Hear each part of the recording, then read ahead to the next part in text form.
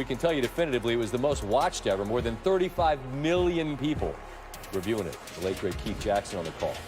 This game had the top three in the Heisman vote in 2005. Reggie Bush, Vince Young, Matt Leinart. One of three games in college football history to feature the top three Heisman finishers in that season's voting, along with the 2005 Orange Bowl and the 72 meeting between Oklahoma and Nebraska. Both teams red hot. USC had won 34 consecutive games. Texas with 19 straight, 53 consecutive games, the longest combined streak entering any game in major college history. Conversation with the man who authored that iconic moment and then bathed in confetti. That's Vince Young. He'll join us in just a bit. Plus, there were 5,707 college basketball games played this season. We have the 5 worst beats of the year. But we begin, as we do nightly, with the best thing I saw today. A lot of folks hurting right now. We need something to feel good about. New England Patriots team plane arriving at Logan Airport Thursday helped us feel a little better, I guess. A shipment of 1.2 million N95 masks from China. Over 300,000 are earmarked for New York State. Kraft family paid $2 million, roughly half the cost to pay for the masks, according to the Wall Street Journal. Massachusetts Governor Charlie Baker tweeted, "No days off." A hat tip to Bill, and then the emotions overtook him.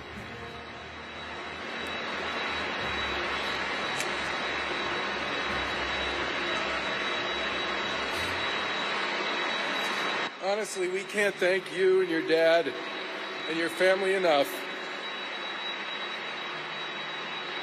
for answering the call and helping make this happen. According to the Journal, Bob Kraft said, quote, "I've never seen so much red tape in so many ways and obstacles to overcome." Good on them for doing so. Thursday marks 3 weeks to the NFL draft, still on the schedule. Plenty of intrigue, high-profile players to evaluate. It's going to be more challenging than usual. Tua Tagovailoa underwent a voluntary medical recheck on Thursday. His reps told Laura Rutledge in the NFL Network. The exam was performed by an independent doctor. All 32 teams were allowed input on the exams they wanted done, and all of them were privy to those results. Both Todd McShay and Mel Kiper have Tua ranked as the second-best quarterback in the draft. McShay had him going 5th overall to the Dolphins in his most recent mock. Both guys have the same top 4. McShay has Jordan Love ranked 3rd, and Kiper has Justin Herbert in that spot as far as quarterbacks go. Meanwhile, McShay's got Jake Fromm 5th. Kiper's got Jacob Eason, another former Georgia quarterback. Appreciate Ryan Clark joining us to get to 3 different things here from the NFL. We'll go one by one. And with Tua, obviously there's a health concern. We understand that. He says he's good, but obviously people are going to want to get a look at him. If you take inventory, Ryan, of these quarterbacks that are seen as first-round picks, and you look at the biggest question mark you have about any of them, is there one person and one issue that stands out for you? I think because of what we've seen with Tua on the film, we know that he's the better quarterback, or the best quarterback of the 3 for me when you look at his totality and the body of work, but he has the injury questions. But let's say all of these guys end up being as healthy as they could possibly be, and they all play for 16 games. My real questions are about Justin Herbert. I remember walking past him before the Arizona State game this year and saying to myself, oh, goodness, he's got it. Like, he looks the part. This is the dude. And then I watched the game, and it was underwhelming. And then when he had to make big plays at the end of the game, he had bad throws, and there were errant throws with opportunities to make plays. And I said to myself, walking out of the stadium, that's not a guy I want to pick in the first round. Now, I know he's helped himself down the stretch of the season, Senior Bowl, Combine, shown different leadership, but I still think if this comes back and Tua Tagovailoa is healthy and they believe that he can start, more questions are going to go to whether or not Justin Herbert is equipped to be a franchise quarterback for 10 to 15 years for any of these teams in the top 10. All right, Ryan, appreciate that. I want to get your thoughts on a running back in Tennessee in just a moment. That running back, Derrick Henry, who signed his $10.2 million franchise tender on Thursday, the NFL's leading rusher last year, working with the team on a long-term deal to remain there in Tennessee. July 15th is the deadline for franchise players to sign extensions. Not just great in the regular season, he was a monster in the playoffs as they made it to the AFC title game. During the regular season, he led the NFL in rushes, rush yards, and the all-important YAC, yards after contact. And he was tied with Aaron Jones of Green Bay for the most rushing touchdowns in the league. Very quickly, welcoming Ryan Clark back in. Henry, to me, is fascinating because He's like a guy that'll go for 12 carries and 28 yards, and then he'll bust a couple of huge ones, and he really explodes late. He's really going nuts these last couple of seasons, and then he becomes the leading rusher in the NFL. Yeah. So, look, I know he's a good back, but I know we've seen questions about whether he should be paid at the level of being among the best backs. What do you think about paying big money specifically to Henry? Should they?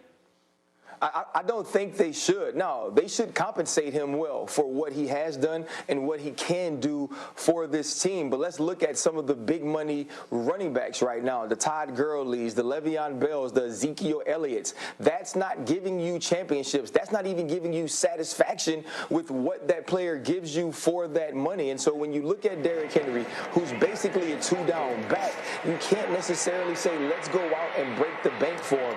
They seem to be wanting on each side to get a deal done. Derrick Henry signs the franchise tag, but I think the Tennessee Titans are going to be very weary and very cautious about giving him big-time money that can strap the team and also put him in a position where he can't give you the production in the wins and loss columns to match that contract.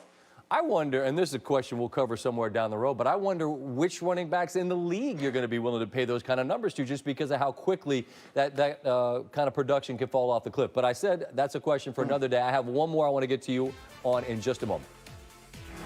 And that will follow this. Buffalo GM Brandon Beane held a video conference Thursday. He was having no part of the idea that his team is the favorite for the AFC East. The 11-time division champion is still New England. He said, quote, until we beat them, we've done nothing, and we've got our work cut out for us.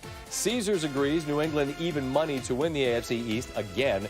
Buffalo, though, closing at plus 160. Miami and the New York Jets, as you can see, would be a much greater return if they were able to crash the party and win the division. And to get our money's worth from our guy Ryan Clark here. Beane says the Patriots are the team to beat. Vegas agrees with him. Where do you land on this? Is New England the team to beat in the East?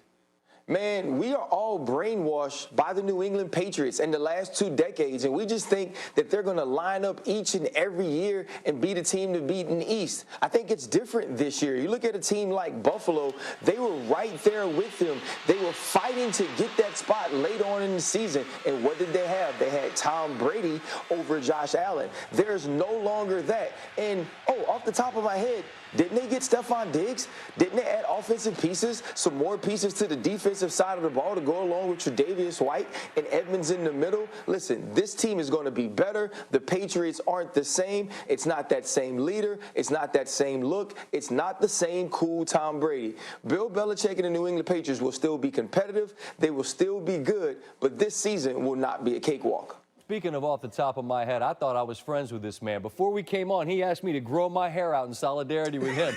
You know how ridiculous I would look if I let this grow out? You know, listen, I would be such a mess. Hey, bro. Hey, man, you already got the street cred, though, so if it grew out a little bit, we all understand that you're just doing it for us, SVP. We need someone of your caliber to have to look like this for a little bit so we all feel better about ourselves. Ryan, the beauty of going from the clipper to the razor blade is, see, I don't have to get the clipper. I don't need somebody to tighten me up anymore. I just put the lather on and I take it down. See, but I'm looking at you and I'm trying to figure out, when I saw you with this much hair, I'm praying for you to be able to get yourself to a barber sometime soon. Hey, man, I'm around here looking like Eddie Kane from the 5 Heartbeats, and I'm not talking about when he first started singing. I'm talking about when things got bad and nobody wanted to sing with old Eddie Kane. I just put my head down on the desk. We've reached a point where you're dropping 5 heartbeats on me. Listen, I appreciate you more than you know. Thanks for the time, and stay safe, okay? My man, stay safe. Have a good one, brother.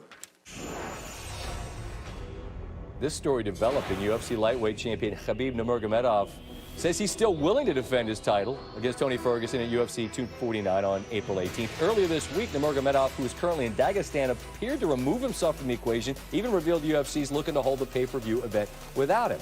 Thursday, he spoke exclusively with ESPN's Brett Okamoto. This is not regular fight. You know, this is like, how is like 16 days before fight and I don't know location. What is this? This is not professional. This is not like, even like Tony Ferguson, like a couple days ago, he talked, hey, if I don't have location, I'm not going to sign contract.